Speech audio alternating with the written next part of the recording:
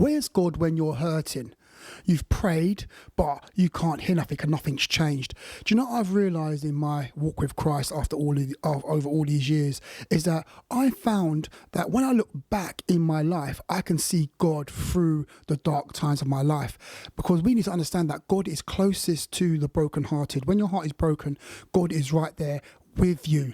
Because you're in that pain, you may not be able to sense or see or feel or perceive God, but God is there.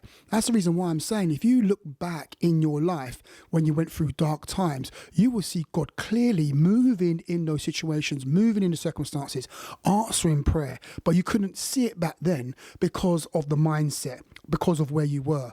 But when in the future, if you look at your testimony or look at how God delivered you, you will see that God was present, that God was all over the situation, that God was sorting things out. That's why the Bible says that in the book of Revelation, that they overcame the devil with the blood of the Lamb and with the word of their testimony. So your testimony is very powerful when you testify of the goodness and the good works of God. So for me, whenever I'm going through a situation or a circumstance today, even though I may not see God, I may not perceive God, or something like that may happen, I know that God is there 100%.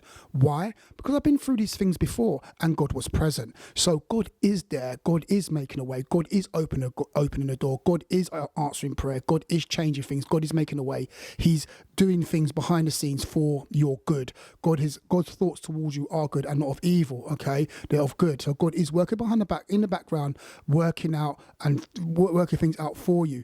But to get strengthened in this situation, let's look back in your life and see where God delivered you out of the same situation or a like situation back in the past, and draw strength from that.